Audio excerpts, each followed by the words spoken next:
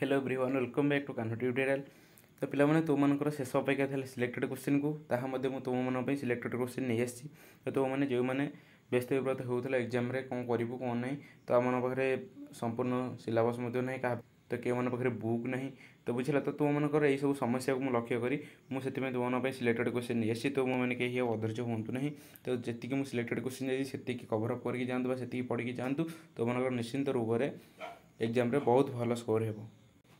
तो भिडियो को कहीं भी स्किप करूँ ना कहीं प्रति क्वेश्चन इंपोर्टेंट अटे ये इंपोर्टेंट क्वेश्चन गुड़ तुमने मिस करगले निश्चित रूप से हैरान हो पार बुझेगा। तो से कहीं भी स्किप करूँ ना तुम सांग मान निकट सेयार कर दिंतु जो मैंने पॉलिटिकल साइंस रिलेटिव रखिंट यथाशीघ्र सेयार करनी। देखो पॉलिटिकल साइंस जेनेरिक इलेक्टिव 2.2 अच्छी क्वेश्चन गुड़िक तो मैंने जो मनकर जेनेरिक इलेक्टिव 2.2 अच्छी एग्जाम बा generic elective second paper T अच्छी तो तुम मानी ये सिलेक्टेड क्वेश्चन गुड़िक समस्त university fourth semester generic elective 2.2 हुए ना जो यूनिवर्सिटी गुड़िक तुम मानी सिलेक्टेड क्वेश्चन नहीं आसी। तो विशेषकर उत्कल यूनिवर्सिटी रिसेंटली एग्जाम चलती जेनेरिक इलेक्टिव 2.2 अच्छी नेक्स्ट एग्जाम अच्छी तो से सिलेक्टेड क्वेश्चन नहीं आसी उत्कल यूनिवर्सिटी पिला सहित अन्य जो यूनिवर्सिटी पिला रही मैंने क्वेश्चन गुड़िक पढ़ी पार मार्क सिलेक्टेड क्वेश्चन प्रथम आसला लंग टाइप देखो फास्ट क्वेश्चन देखो फास्ट क्वेश्चन आसला शासनर अर्थ प्रकृति परिसर प्रकार भेद वर्णना कर बुझेगा। ताले अर्थ आउ रहा कि प्रकृति और परिसर यार प्रकार भेद वर्णना कर।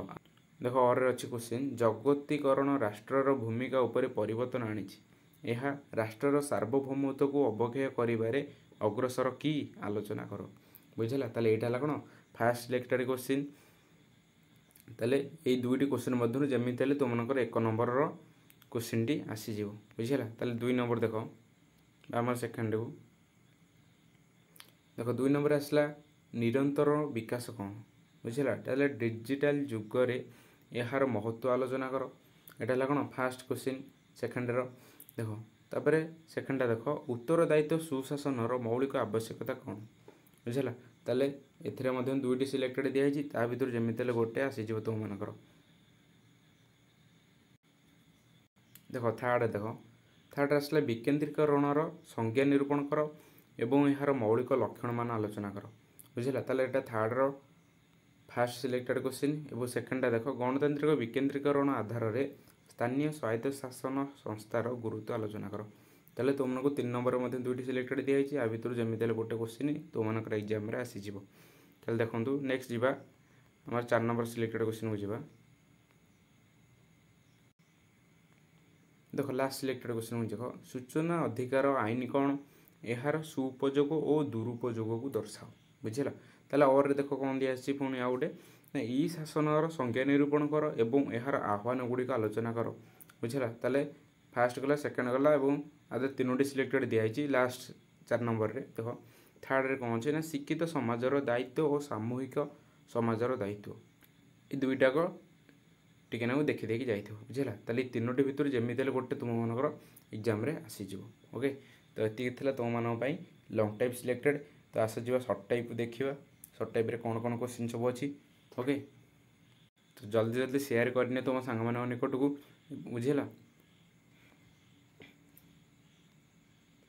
देख सर्ट टाइप आसला 2 मार्क और 3 मार्क क्वेश्चन गुड़िक तो फास्ट कौन आसला ना सुशासनर आह्वान गुड़िक कौन लिख नेक्स्ट आसता जनमंगल राष्ट्र लक्ष्य कौन रहा बुझेगा। ताले देख तापर नेक्स्ट कौन रहा देख नेक्स्ट देख राष्ट्र और नागरिक समाज मध्य संपर्क कौन तापर देख निरंतर विकासर लक्ष्य गुड़िक कौन तापर आसला ग्राम सभार गठन संपर्क में लेख तापर आसला लोकसेवा ग्यारंटी आईन प्रभाव कौन प्रभाव गुड़िक लिख तापर लेख ई शासनर उपकार गुड़िक कौन तापर आसला सूचना अधिकार कौन तापर आसला कॉर्पोरेट सामाजिक दायित्व कौन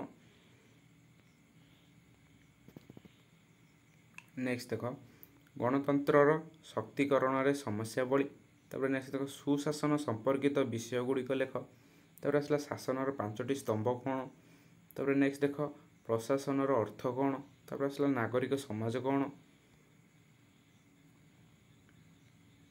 नेक्स्ट देख